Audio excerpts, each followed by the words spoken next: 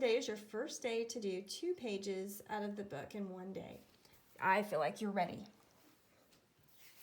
We'll go over C, D, and H on page 4. Remember, this is our variable term.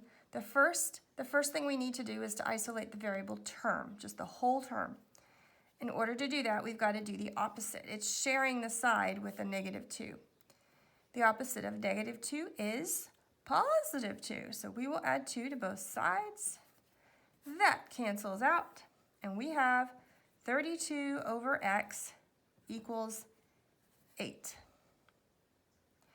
Now we have a fraction here. We've got x on the bottom.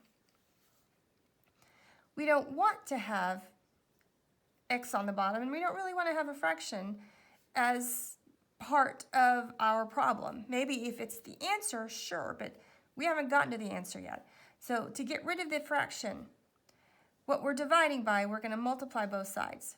And what that will do is it'll cancel out the x on this side and then put the x on this side. X over here. You see, so we have 32 equals 8x. Now, we're ready to isolate just the variable. So that means we need to undo the times 8. And as you know, to undo the times 8 is to divide by 8. X is 4.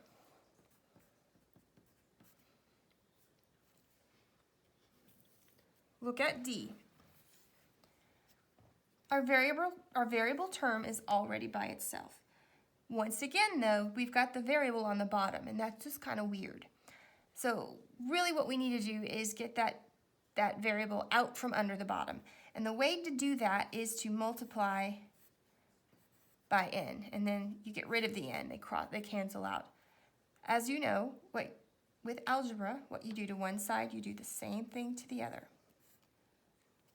So now that is 9, and that is 3n. We'll undo the times 3 by dividing both sides by 3. We're left with n equals 3. Last one together on page 4. It's essentially, it's more or less the same.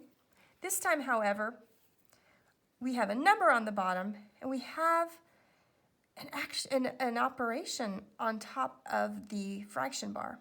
This is similar. So when we look at this, let's think, what is it that we need to do first? Well, we really kind of want to get rid of this fraction thing, because what do you do with this fraction thing? So to do that, you're going to undo the divide by 4, and you undo it by multiplying by 4. It's so neat with algebra, even if you don't understand it very well, if you get nothing other than undo things by doing the opposite, then you can take an advanced algebraic equation and make it very doable for you, and you can solve it just by doing nothing else than undoing all of the steps. So that cancels out. You have x minus 2 equals 28. Now we want to isolate just the little x variable all by itself. So we'll add 2 to both sides. And then we have x equals 30. Page 5, we have 3 on this page. We'll do as well. Very similar problems. I liked that you have an example on this page so you can readily find it when you go to do yours. So when you do problem D, you can refer back to F. What did we do there? And when you do problem C, you can refer to H. And when you do E, you can refer to G. That's how it works. So we're going to undo the divide by 4. And we'll do that by multiplying by 4. So we multiply that side by 4 and that side by 4. The 4 is now gone. No more fraction. We've got x plus 5 equals 8. We're going to undo the plus 5 by subtracting 5 from both sides. That gives us x equals 3. Problems are getting easier, don't you think? This one wasn't on the page before. Here's where you're multiplying a number by parentheses, and you can distribute.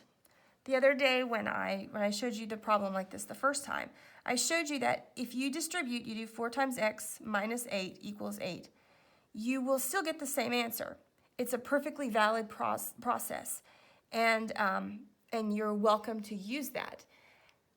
However, it has a little bit more, it has more steps than if we just go ahead and get rid of the times 4. And this is a method that you can utilize in the future when you have big numbers. So we're going to get rid of the times 4 here. We'll do that by dividing both sides by 4. That cancels out, so now we have x minus 2 equals 8 divided by 4 is 2. We'll add 2 to both sides,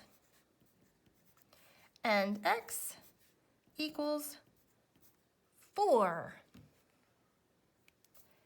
On to h. This will be a quick one. You are dividing by n. And so what you really want to do is to just get rid of the fraction with the n on the bottom, because, you know, that's sort of a confusing problem. So to get rid of the n on the bottom, we will multiply by n. Multiply both sides by n, because that's how algebra works. What you do to one side, you have to do to the other. These cancels out, and we're left with 10 equals 2n. If you divide both sides by 2, you've got n equals 5. Now you have plenty of examples on each page, so you are set to finish.